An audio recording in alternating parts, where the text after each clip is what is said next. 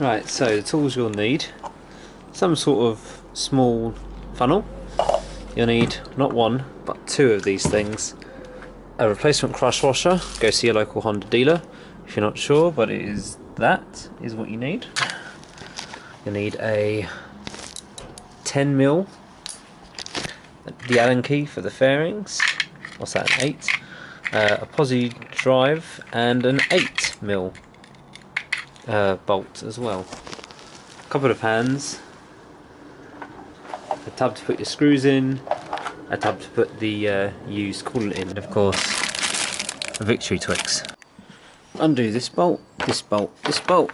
Gives you access to here, so you can do that in a minute. As you can see, I don't care too much about my bike, well, cosmetic wise. Just undo the top bolt, gives you enough play to get to that. Okay, so undo this tiny screw there. Right, once that's off, should be a case of just pushing down and turning it. Actually, you know what, that's actually much easier to come off than most things. Oh, see, we're quite full.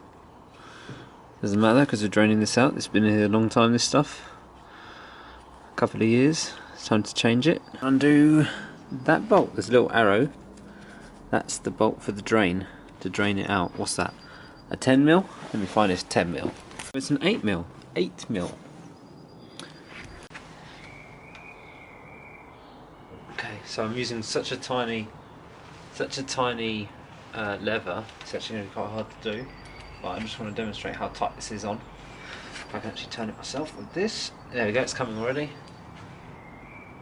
Oh, there we go. And get ready to catch it.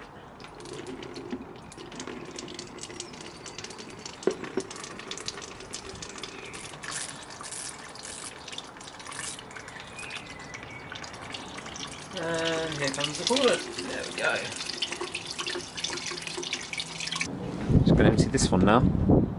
This one still needs emptying. Oh, that wind is coming now. Ooh. Okay, so I've undone that bolt. That bolt? I think they're 10s. They're 10s. Drainage bucket. Drainage bucket.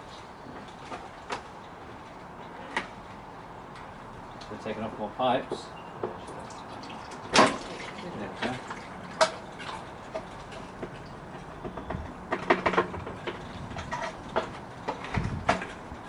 Okay, this stuff is the pink stuff. Last time it was green. Coolant is coolant, it doesn't really matter in England anyway what you have in there, as long as you have something. So yeah, just flush the system through. So now I've washed out all the old stuff and now I've got to put the new stuff in. This old washer. You can flip it, but hey, you only change the coolant every 2 years, so there's no point in wasting time. Something you change more often, then maybe I'd just flip it, but if it leaks then you have to faff around with changing it again.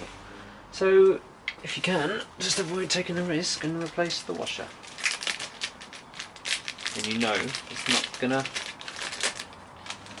And you saw how tight it was when I undid it. You don't want to tighten it up too much. It's tight and a bit. It's not tight at all, basically.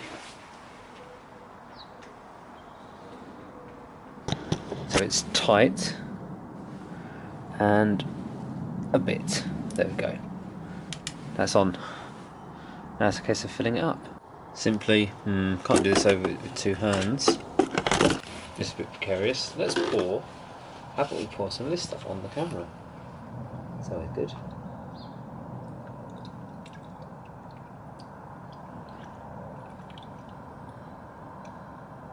Okay, so I poured half a container in.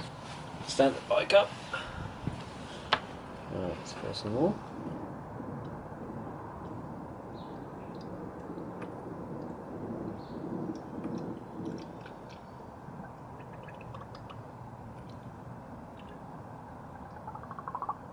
Okay, and shake it,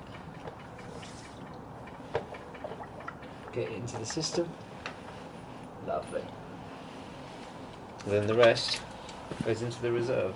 Now, I mean, providing you've got a steady hand, you probably won't actually need a funnel. I haven't bolted it up yet, so you probably won't need a funnel. As long as you've got a steady hand, you can just pour that in there.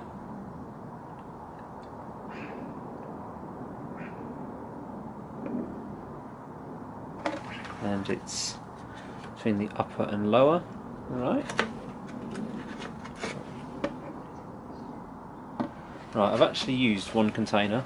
I haven't used the second one. So I'm going to see. Now you've got to tighten it all up. The bike didn't overheat, so I presume it worked. If you do get it overheat, stop and check the fluid levels. Make sure it's got enough in there. Okay, well the bike was running for about 5 minutes. Just let it run up, get some temperature in it, and just make sure it's all not overheating. And then, yeah, pop all the panels back on, and that's the job done.